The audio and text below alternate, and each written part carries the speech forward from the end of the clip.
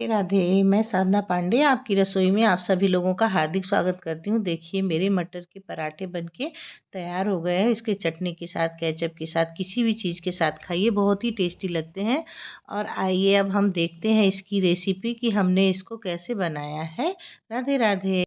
राधे राधे। मैं साधना पांडे आपकी रसोई में आप सभी लोगों का हार्दिक स्वागत करती हूँ। चलिए आज हम बनाते हैं मटर के पराठे।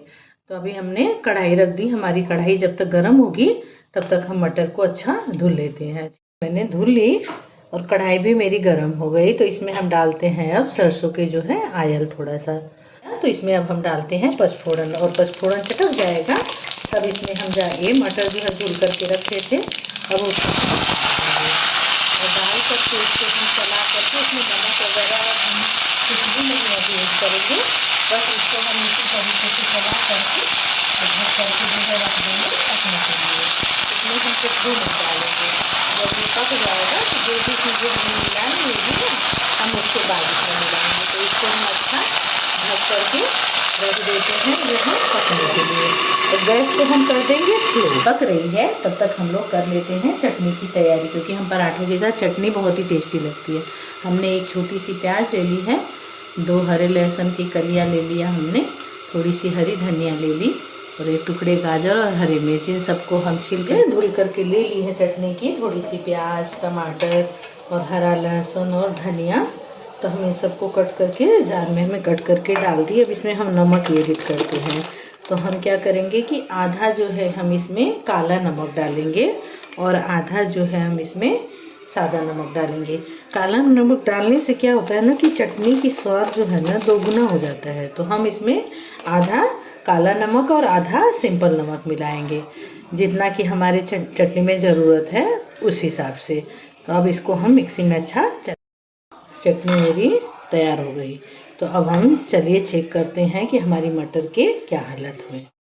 मटर भी मेरी लगभग सी पकी गई है। देखिए सॉफ्ट हो गई है। ऐसे करने पे मटर जब एकदम ऐसी हो जाए तो मतलब हमारी मटर हो गई है। तो अब इसको हम बंद कर देंगे।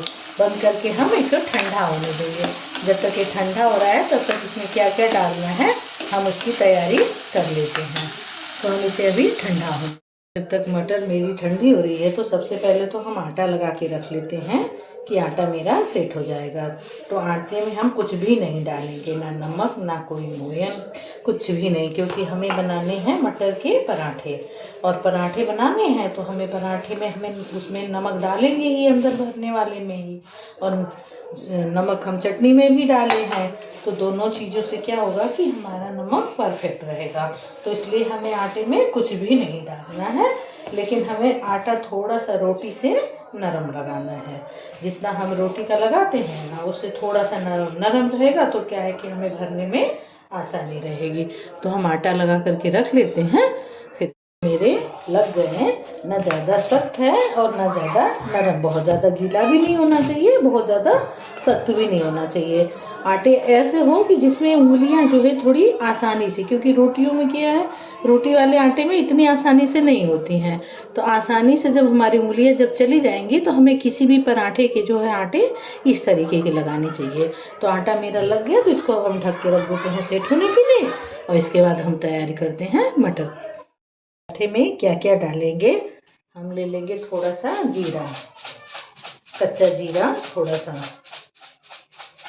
उसमें हम इसमें डाल देंगे जार में, क्योंकि हम सारी चीज़ें जो है इसी में पीसेंगे। मटर को भी हम इसी में पीसेंगे। हम ले लेंगे थोड़ी सी हींग, हींग भी इसी में डाल देंगे, क्योंकि हम उसी में मटर पीसेंगे तो सारी चीज़ें हमारी एक ही जगह मिक्स हो जाएंगी। हमने ले लिया है 2-3 कली हरा लहसुन, तो इसको भी हम कट करके इसी में डाल देंगे। और हमने ले लिया है 2 टुकड़े अदरक और हरी मिर्च। तो हरी मिर्च आप अपने अकॉर्डिंग 2, 3, 4 जितना भी डालना है आप डाल सकते हैं। हमने लहसुन ले लिया, अदरक ले लिया, हरी मिर्च ले लिया और थोड़ी हमने धनिया ले लिया। सब हम कट करके पहले जार में इकट्ठे कर लेते हैं। सारी चीज़ें कट कर ली और इसमें हमने नमक नहीं ऐड किया है, हमने मटर में नमक नहीं डाला है। तो हम इसमें 1 चम्मच नमक भी ऐड कर देंगे। और नमक ऐड करके हम थोड़ी सी पहले इसको मिक्सी में चला लेंगे। इसके बाद हम उसमें दरदरा कर लिया। तो अब इसी में हम मटर को डाल के मटर मेरी ठंडी हो गई होगी, तो हम बहुत ज़्यादा बारीक इसको नहीं पीसेंगे, हम थोड़ा सा इसे दरदरा ही पीसेंगे। तो अब इसको हम मिक्सी में पीस लेते हैं।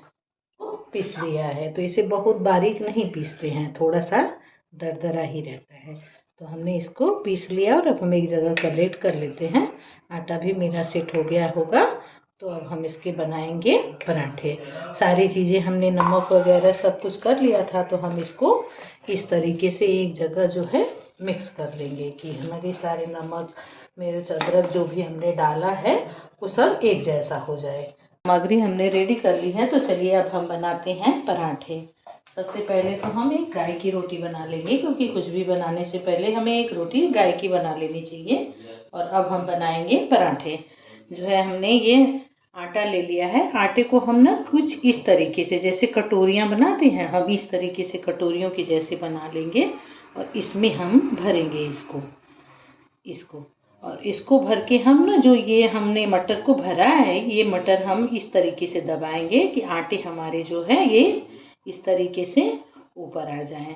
और ऊपर आ गए तो अब हम इस सबको मिला करके ये ऊपर वाले हिस्से को हम कट कर लेंगे। इस तरीके से क्या होता है कि हमारे पराठे जो है ना, दोनों तरफ से एक जैसे बनते हैं।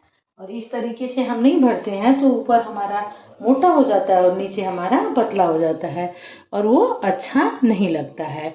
तो हम इस तरीके से करके पराठों को पराठे बेल लिए हैं। तो देखिए दोनों तरफ से हमारे एक जैसे दिख रहे हैं। तो हमने इसको रख दिया तवे पे अब सेकने के लिए। तो ये मेरा जब तक गर्म हो रहा है एक तरफ का, तब तक हम दूसरे बना लेते हैं। दूसरे पराठों को भी हम इसी तरह से जो है कटोरियों की जैसा ही बनाएंगे। इस तरह से बनाते हैं ना, तो हमारे जो भी भरावन होते हैं ना, वो बहुत ही अच्छे तरीके से बनते हैं। तो हम जो है इस तरीके से इसको करके, इस तरीके से हम ऐसे करेंगे। तो ये हमारे जो है ऐसे हो गया। अब इसको हम जो है इस तरीके से करके इसे तोड़ लेंगे। और इसको हम तोड़ लेते हैं, तो इससे हमारे क्या होता है कि दोनों तरफ के पराठे एक तरह दिखते हैं।